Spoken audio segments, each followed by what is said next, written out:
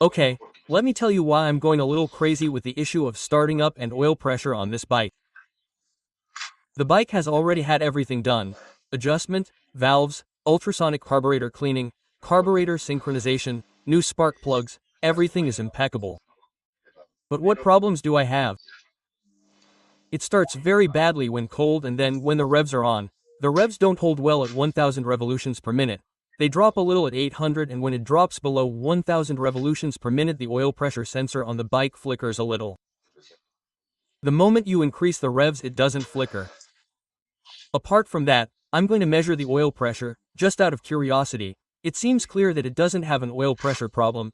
It's just that effectively any bike, if it drops below this age, I mean 18 revolutions per minute, logically there is a little oil pressure, because oil pressure is also related to the engine's revolutions.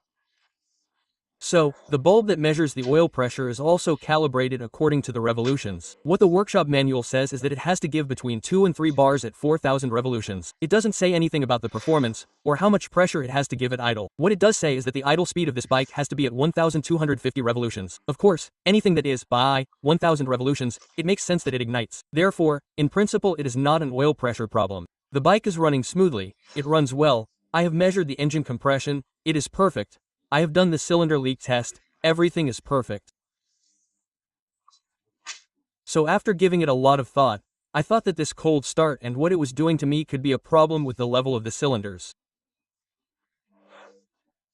That if it's even a little bit lower than it should be, 1 or 2 millimeters, it can cause cold start problems, even if it doesn't maintain proper idle at low revs. But then I realized that it could probably be a problem with the pump. Why? Because when I feed the bike directly with the fuel pump, that is, the auxiliary tank. Now I'm using an auxiliary tank. With the auxiliary tank I fill the fuel pump and the fuel pump sends fuel to the carburetors. There's no way it'll start when cold. I mean, no way. You have to keep giving it auto start, auto start, auto start, and it starts right away. And if it doesn't, it takes a lot. Okay, but on the other hand, if I feed it directly by gravity without going through the fuel water pump, it doesn't do that. It starts perfectly when cold and such. So, by elimination, in this case, the one that starts cold and the one that may have those problems that the engine doesn't hold up to 1000 revolutions, the idle speed drops a little, and when the idle speed drops a little, the red oil pressure light flashes. Everything points to the fact that the fuel pump is working, but it's working at a lower intensity than required. So, it's working well below the level it needs to and causing those problems.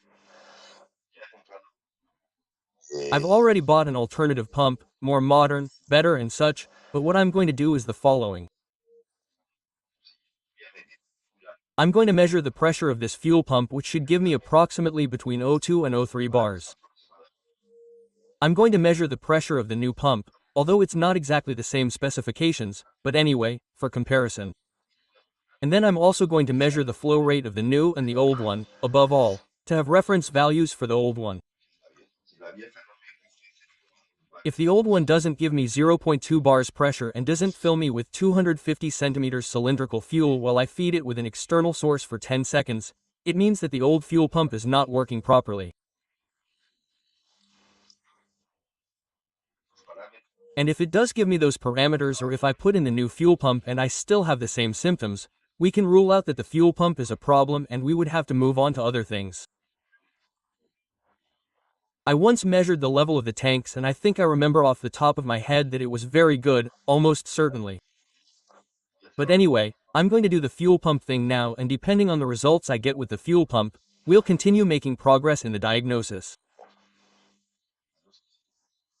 But note that if the fuel pump works a little below what is required, we start to have problems that used to bother me a lot because nothing made sense to me, and now everything makes sense to me.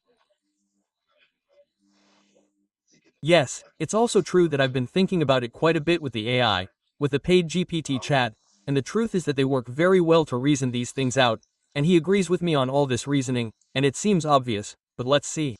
So I'm going to disassemble the fuel pump and I'm going to do a pressure test on the fuel pump outside the system. I don't want to overstress the starter motor or anything like that.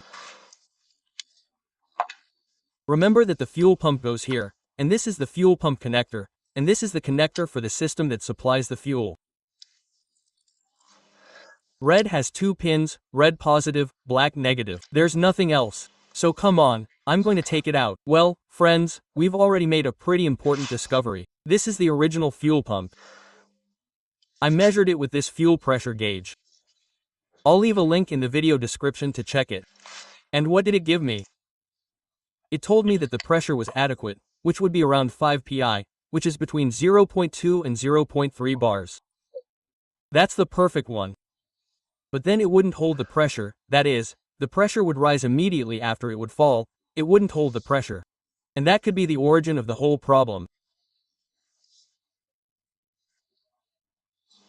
By not holding the pressure, the fuel pump, in the end there's not enough pressure in the carburetor bowl and the Venturino works on cold starts, at low revolutions and so on. Now I have a low pressure pump here. What happens is that this one has a little more capacity. Instead of being 0.2 to 0.3 bars, it's 0.4 bars, a little more. That's 6p6. So, the right thing to do would be to put a pressure regulator to leave it at 0.3 bars.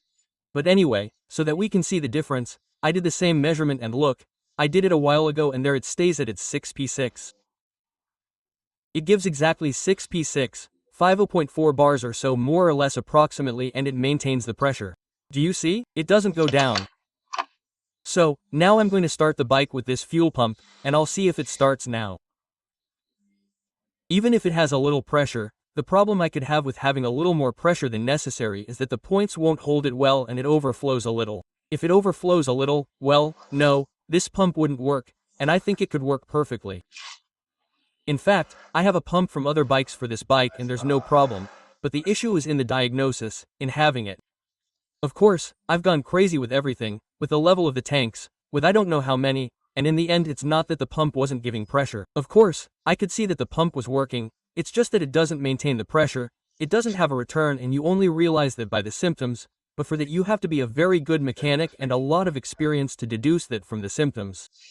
Or if that's not the case, which is mine, I don't have enough experience, then I'll just measure it. And of course, when I measure it I realize that it gave me pressure, but it didn't maintain it. And not maintaining it is the same as if the pump doesn't work properly.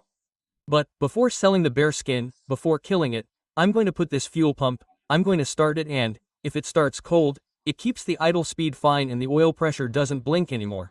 That is to say, because it keeps the idle speed fine, that was the issue and the matter resolved, and I'm not going any crazier. Let's wait. Let's see. Well, I haven't told you, but let's measure the fuel pressure, simply fuel in, fuel out.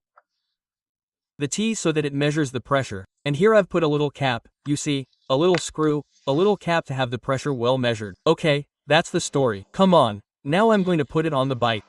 Okay, what do you think the result will be? I'm not going to say if I'm happy or sad because I want you to see the result. I've put this here for the clutch. There we have this. The bike is bad when it's cold. There's the pump making a noise.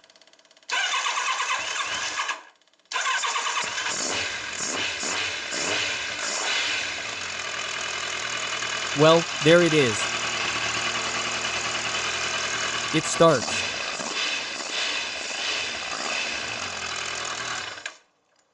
Let's see, there it is.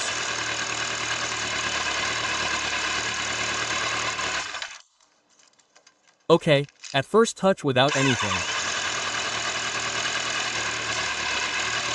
It was the bloody fuel pump that drove me crazy, but it drove me really crazy, huh? Now I'm going to measure the oil pressure. However, I have to wait for the bike to warm up.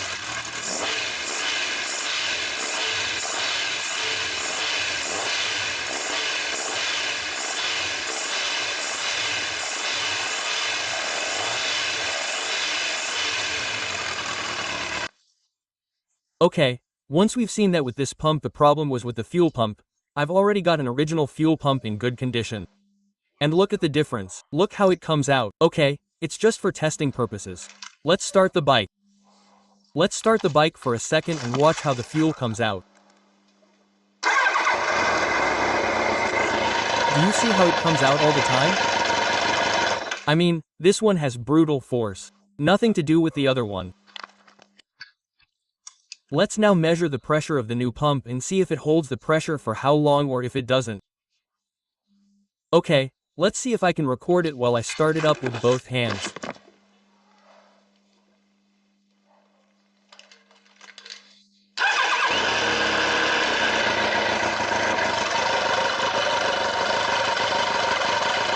pressure is fine, but it doesn't hold it like the other one, okay?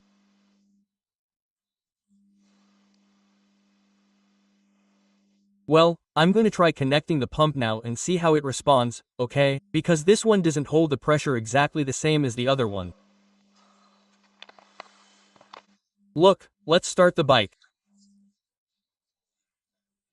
Then I connected the fuel pressure gauge directly to the carburetors with a T-bar, and it should be between 0.3 and 0.4 bars.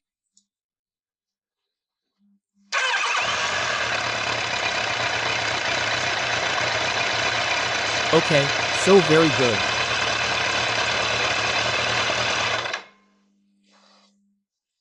It doesn't hold the pressure, but I think that's because the first one starts, it works well, everything works well. The other one had 1 times less power. 1 times less power. Okay, so now I have everything installed, everything new, the whole bike.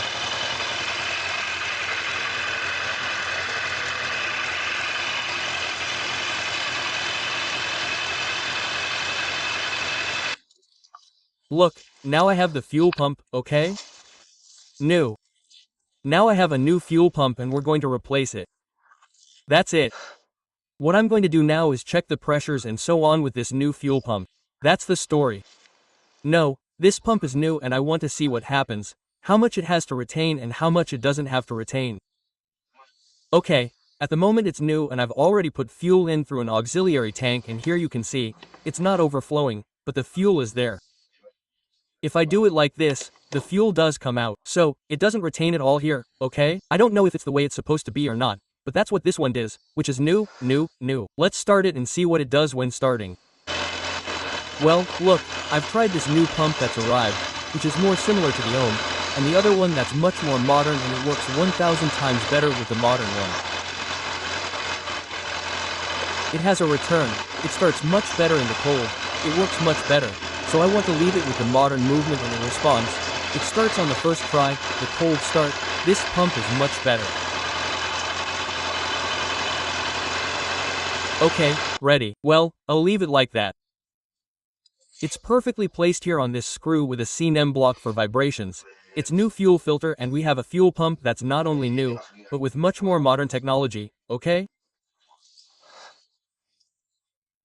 That's going to inject the fuel much more easily. The bike is going to run much smoother, and also, cold starts are going to be much better.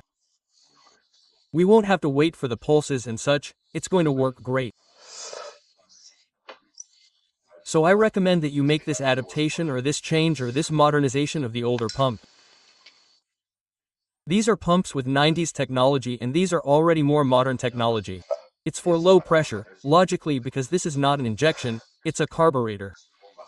If I say a low pressure electric pump, but it gives a little more pressure, which is much better and works much more modern. So it's perfectly adapted. It also fits perfectly and is 100% recommended, phenomenal.